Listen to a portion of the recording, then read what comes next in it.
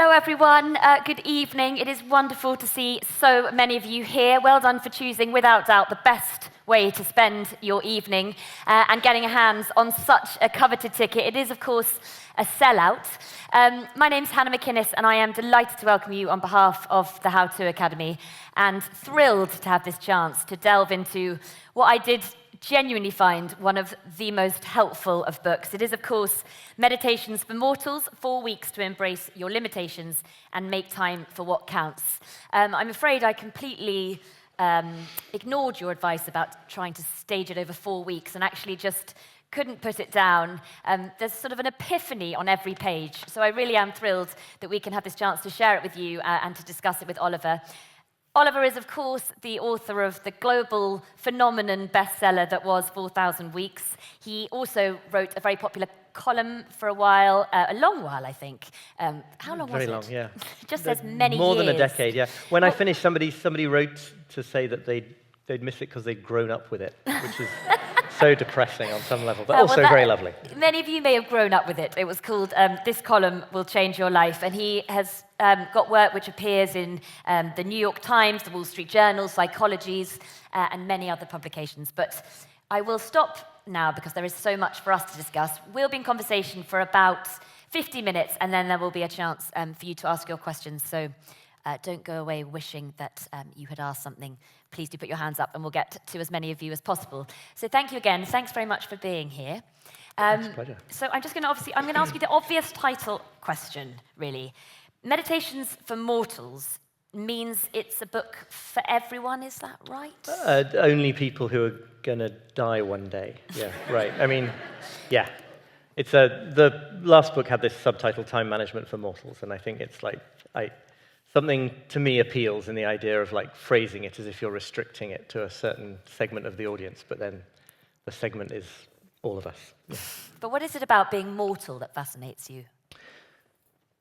Well, everything that it's about and everything that I'm kind of interested in writing about, and I think most of what we're all obsessed with in one way or another is a result of finitude, right? It's a result of the fact that it's only because one day we're going to die that questions like distraction or procrastination or difficult decisions about life choices, all of these things, if you could just know that life was going to extend forever off into the distance, I think that would be terrible in lots of ways. But you wouldn't have any of those problems because you wouldn't be dealing with a finite quantity. So that's the focus of that. And I said, is it for everyone? But how much did you write it for you? Oh, totally, yeah. It is for everyone, but it's also for people who are sort of a bit neurotic, tend towards anxiety, can get a bit obsessed with kind of productivity systems that they think are going to finally enable them to answer 400 emails in a day. People who are like do a lot of stuff and maybe get called driven or something by admiring outsiders, but who on some level are doing it all out of inner feelings of inadequacy on some level, which I just think is a lot of people. Yeah, I mean, I'm just thinking I started this by saying I found it the most helpful book right. I've ever read. You're similarly screwed up, but I'm hoping that everyone will put their hands up and say they feel the same in lots of ways, and that's why your work is so popular, because you speak to a feeling that so many people have. Is that a modern-day feeling, that one that you've just described? Do you think it's something to do with the fast-paced kind of world that we live in? I mean, I think it is really exacerbated by that, but the feeling that I'm trying to pinpoint, especially in this book, I guess, is that one of always just being slightly on the back foot, not quite having your life sorted out just yet, and struggling to find some way of like this idea that one day you'll figure out how to really like be a parent or be in relationships or do your job, and it won't feel completely like you're improvising as you go along. And there's a really lovely quote from Arnold Bennett, which I mentioned in the previous book, where he talks about writing for the audience of souls who are haunted by the feeling that the years slip by and slip by and slip by, and they've not yet managed to get their lives into proper working order, which is just like, it's actually everybody, I think, on almost everybody. And it's hugely exacerbated by the sort of the economy and the political culture that we live in, and technology, right? Partly because technology, digital technology especially, sort of constantly holds out the promise that it's going to help you get on top of everything. But actually it just brings in much, much more stuff into your life that you've got to try to get on top of. So it's an unwinnable spiral. And we'll come back to technology in a bit, but I wonder also where you would say you pick up from your first book, or from your global phenomenon, as we call it. Like, how does it lead on from that? The thing that really motivated me to write this was this dawning awareness in myself, but I think it isn't just me, actually, that you can really know what it is you want to be doing slightly differently in your life, how you want to be showing up for your work and your close relationships, and like you can have a really clear idea of how it should be and just totally not do it, like month after month and year after year. So and even some of the reactions that I got to 4,000 Weeks were people saying like, this is a really interesting and inspiring perspective shift, and I just know that in 3 weeks I'll be back to my usual nonsense. So I really wanted to write about that question of like, how do you actually do the things that you know you want to be getting around to? The word "actually" appears quite a lot in the book. I had to take some of them out. My editors made me do that, but there's still quite a lot of them. And sometimes you get like writing advice that says you should never use words like "actually," but it's really important to what I'm doing, right? It's that no, actually, not just this is a great idea, but how do you get across that gap from knowing it to actually living it? So you can't avoid it. And that's the structure of the book was an attempt to reflect that too, right? Because I didn't want this to be something that people might say, "Oh, really interesting. I'll put it into practice one day in the future when I get a spare moment." I mean, because there are no spare moments, right? That's not no. That's well, not there a thing. are once you've read your book, but there aren't before that.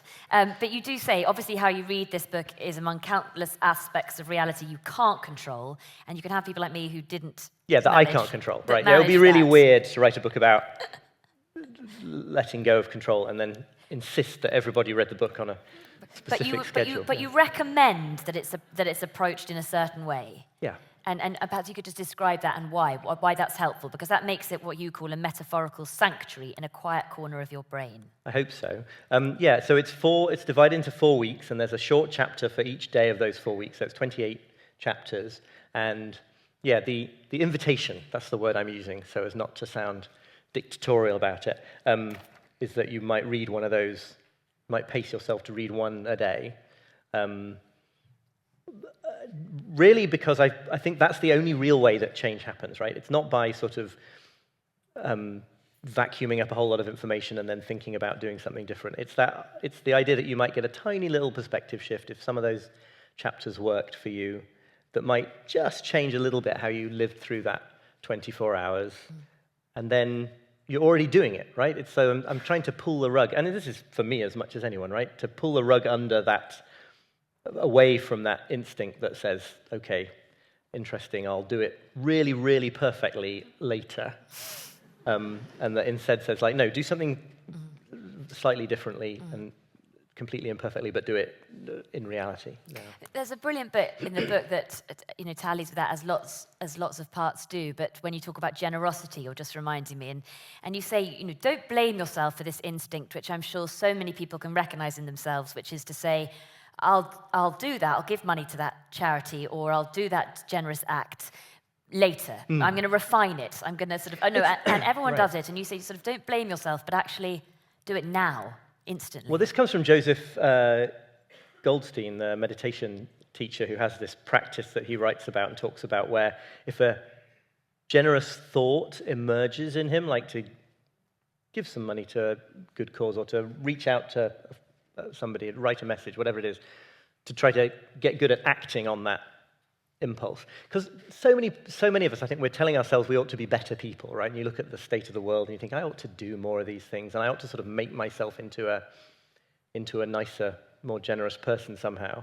And I think that's really difficult, maybe not possible. But what is possible is is not getting in the way of those urges that already do arise.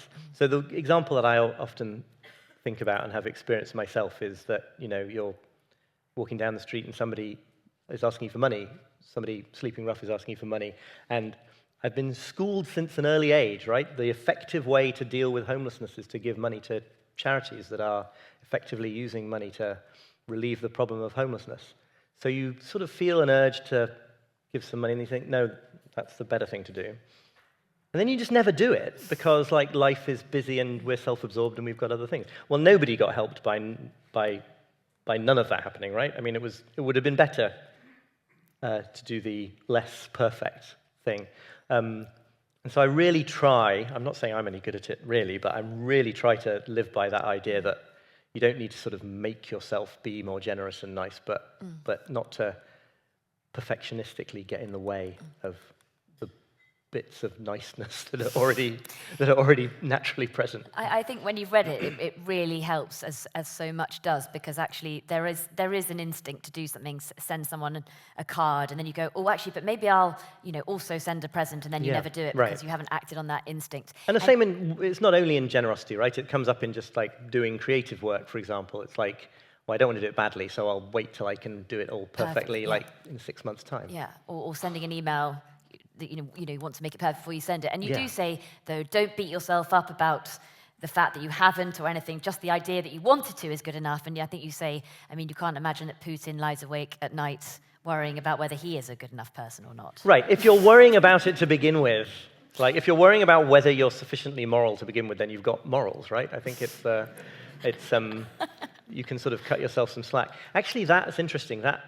That sort of dynamic or pattern or whatever it is crops up again and again, right? It's like, if you're interested in this stuff or you struggle with this stuff, then an awful lot of the things that we're talking about here, you can rest assured you're on the right track. Don't beat yourself up, which is right, such a line. What about, you seem to say that you don't really want this to be, or you take issue with sort of books that purport to help you, essentially, self-help books. And you think that they fail in certain ways, and you want this to be very different from that. Specifically fun. How does that work? Can these sorts of things be fun? I think that, it's not for me to judge whether this is fun, but the book, but I try to, I hope it is, because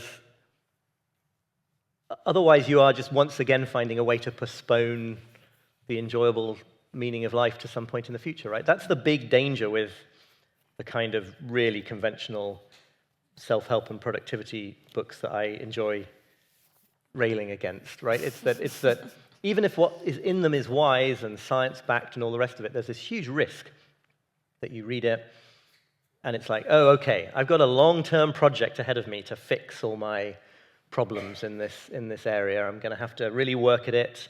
Maybe you're excited to work at it, but even just the idea that there's a big thing to fix puts extra distance between you and the moment when your life is no longer provisional and you're actually living. And obviously this comes from years and years of doing this, right? I'm not talking about this without the experience of that sort of real excitement of reading something or hearing somebody and feeling that, okay, this is the answer. I'm going to put this into practice, and then a few months down the line, after following this very rigorous scheme every day, I'm going to be a really different person. And you draw up the schedule or the list of things, and then 2 days in, it's like, oh, God, do I have to do this? It's like, and you start to resent the person who made you do it all, even though that person is you from 2 days ago. Which is a very strange sort of inner combat and inner struggle. And it just systematically pushes away the moment when you get to actually really be here.